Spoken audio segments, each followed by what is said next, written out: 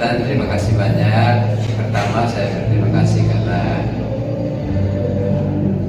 veteran sudah memenuhi undangan kami, walaupun dalam situasi yang veteran begitu sibuk, tapi sempat juga bisa mendatangi kami hari ini. Tentu ini merupakan hal yang sangat berbangga bagi kami karena kami mengetahui bahwa veteran ini adalah representasi dari prestasi untuk anak Manggarai.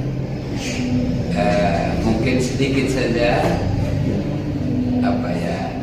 hal-hal penting yang mungkin veteran bisa sampaikan kepada kami, terutama untuk generasi cerdas bangsa yang ada di Kabupaten Manggarai ini, sebagai motivasi lah untuk mereka kiat-kiat berprestasi sih.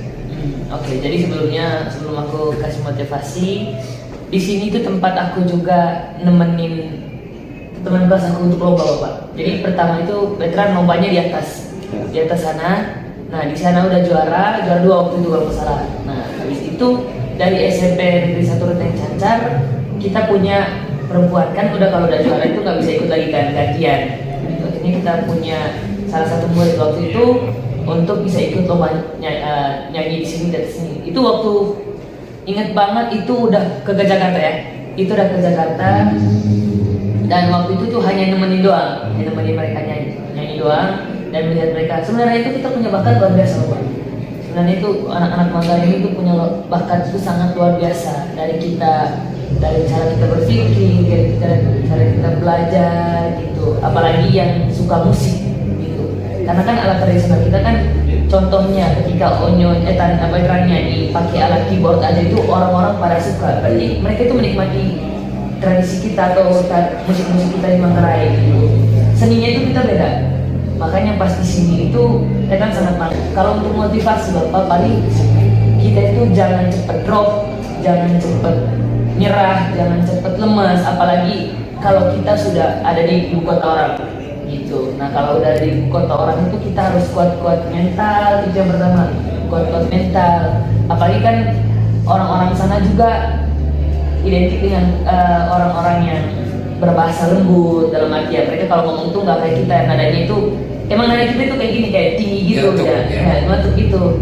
Jadi kalau mereka istilahnya itu mereka ngerasa orang ini kasar, jadi kita tuh harus berbaurnya itu lumayan lama untuk bisa ngobrol sama mereka, lumayan lama untuk bisa sama mereka lebih dekat lagi biar mereka kenal budaya kita. Karena kan kita kan kalau misalkan udah masuk ke tempat orang lain, mereka nggak bisa ikuti budaya kita, jadi kita yang harus ikuti budaya mereka. Di Jakarta, makanya kan kalau di Jakarta itu kan yang harus ikuti budaya mereka, biar bisa berbaur seperti mereka. Karena kan di sana kan ya ada orang Manggarai yang kerja di sana, cuman nggak semua orang Manggarai yang kerja di sana. Makanya untuk anak-anak muda yang Manggarai yang lagi berjuang di ibu kota orang itu, Etan cuma bilang harus semangat, jangan pantang menyerah. Karena kalau misalkan kita gagal hari ini, mungkin besok kita akan berhasil. Atau kalau kita besok gagal, mungkin besoknya lagi kita akan berhasil. Karena dukungan dari orang Manggarai itu sangat luar biasa sekali, dan doanya juga sangat luar biasa sekali. Contohnya sekarang berkat doa orang Manggarai di sini juga, berkat Mori Kraeng, aku juga bisa ada di sini. Terima kasih Tan. Kemudian hal yang kedua, pemerintah Kabupaten Manggarai terus intens mau membangun pendidikan yang bermartabat. Pendidikan yang bermartabat itu tentu membutuhkan proses juga yang bermartabat. Setelah saya mencoba membandingkan apa yang dilakukan oleh teman-teman itu juga di daerah lain, terutama Jawa, sebetulnya yang kita lakukan itu sama, tetapi produknya saya katakan berbeda. Nah, saya mungkin ingin mendapatkan informasi kira-kira ketika Tan dulu belajar di Manggarai kan, pertama di SMP Negeri 1 Renteng, kemudian pindah ke Jakarta, bisa tidak menceritakan perbandingan dua situasi ini, situasi yang ada di SMP Negeri 1 Renteng dengan Jakarta. Jakarta. Nah, kalau perbandingannya itu sangat beda jauh sekali Bapak, karena kan apalagi pas di SMP kan, kalau etan di sini kan paling kalau misalkan sama teman-teman tuh ngobrolnya itu emang pakai bahasa Manggarai kan, gitu. Dari pelajarannya juga beda, karena kan yang di sana kebanyakan yang Muslim gitu sekolahnya, gitu. Jadi kita hanya beberapa orang saja yang non Muslim gitu. Jadi kalau untuk perbedaannya itu dari pelajaran sebenarnya sama, dari pelajaran itu hampir sama, dari pelajaran hampir sama, cuman kalau misalkan di ujiannya paling beda, di ujiannya itu beda, apalagi pas masuk SMA. Kan sekarang tadi itu waktu SMA-nya itu SMA-nya di Morning Star Academy. Nah itu sekolah yang nggak bisa pakai bahasa Indonesia, jadi harus ngomong pakai bahasa Inggris, presentasi juga harus pakai bahasa Inggris. Dan juga kalau misalkan kita mau izin kemana-mana juga untuk guru, kalau misalkan mau pipis atau segala macam, itu harus pakai bahasa Inggris, semuanya pakai bahasa Inggris.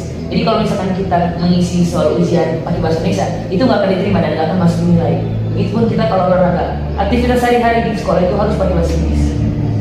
Itu perbedaannya. Kalau kita di sini kan kita bebas, bahasa Indonesia kita boleh, bahasa Manggarai apalagi kita itu udah budaya kita. Kalau di sana itu kita nggak bisa. Kalau untuk di sekolah itu nanti Bapak, semuanya perbedaannya kita pakai bahasa Inggris presentasi. Jadi kalau misalkan kita juga berdoa pagi juga harus pakai bahasa Inggris gitu. Kita juga kalau misalkan pimpin doa bahasa Inggris itu juga perlu masih belajar, karena Inggrisnya itu belum terlalu lancar, masih belajar. Tapi karena setiap hari temannya di sana di sekolah orang-orang bule semua, jadi bahasa Inggris itu udah mulai terpelajar, udah mulai bagus dan bisa kalau misalkan presentasi bisa. Mengeluarkan kebijakan untuk ciptakan lingkungan sekolah itu sebagai lingkungan berbahasa Indonesia. Kalau lingkungan berbahasa Inggris memang kita masih sulit. Untuk apa? Kalau anak terbiasa dengan bahasa Inggris, bahasa Indonesia, tentu itu menjadi titik awal ketika dia membaca referensi atau membaca buku, itu menjadi mudah dipahami. Ya, itu satu. Saya juga ingin mendapatkan pengalaman dari Etan. Mungkin ada kiat khusus lah dari Etan begitu untuk generasi penerus, generasi cerdas bangsa yang ada di Kabupaten Manggarai ini. Siapa tahu ini bisa menjadi daya dorong, ya, menjadi motivasi untuk adik-adik Etan yang masih ada di SD dan SMP ataupun SMA saat ini kepada mereka. Silakan. Kalau misalkan tadi kita bahas untuk mereka, kita akan kembangkan pakai bahasa Indonesia Bapak ya. Nah kalau untuk bahasa Indonesia anak-anak muda sekarang itu mungkin butuh proses. Bukan berarti nggak bisa, cuman karena kalau misalkan kita Etan ngomong sama Bapak ini pakai bahasa Indonesia, mungkin kalau dia nanti sama teman-temannya itu udah langsung masuk budaya kita nih Manggarai. Gitu baik-baik situ. Kalau emang dia mau konsisten untuk pakai bahasa Indonesia, pasti nanti bisa. Karena di sana juga kan nggak bisa ngomong pakai bahasa Manggarai kan. Ada orang Manggarai tapi berusaha untuk ngomong pakai bahasa Indonesia itu lumayan susah.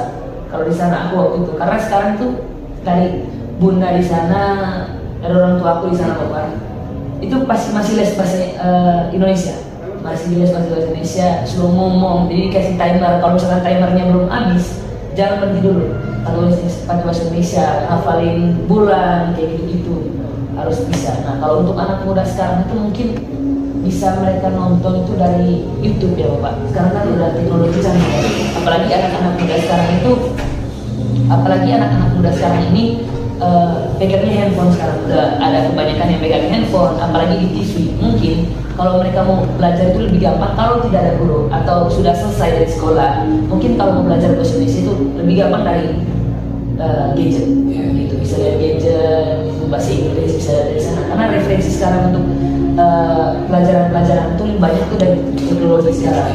Kalau intinya Pak, kalau misalkan ilmu itu harus kita pelajarin lagi. Jadi kalau misalkan kita udah belajar di sekolah, nah di rumah itu kita harus ulang lagi.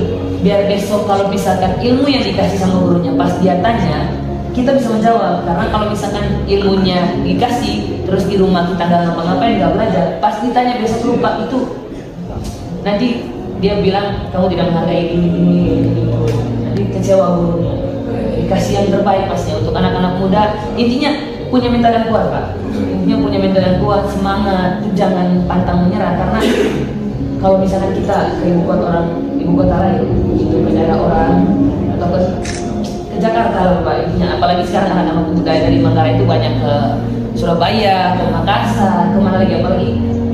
Kalau kami bahasa Manggarai, pengen mobil atau biodata, gitu. Jadi kalau kami mobil atau biodata itu susah loh Pak, sebenarnya. Harus kuat-kuat mental, itu paling penting, kuat-kuat mental karena mereka itu orangnya itu bahasanya sangat lembut sekali. Jadi kalau kita hilang itu berjalan dengan baik, kalau kita tutup harus pelan-pelan. Nanti mereka tanya, kok luka sarang posisi. Tapi kalau kita sendiri yang ngomong kayak gini, ya emang ini bahasa kita, gitu. Emang ini bahasa kita, jadi harus itu pasti semangat. Kalau punya semangat pasti ada jalannya. Baik, jelas. Artinya saya memaknanya begini, prestasi itu bisa kita gapai. Tentu yang paling pertama kita punya daya juang, Daya juang, benar. Kemudian yang kedua kita punya semangat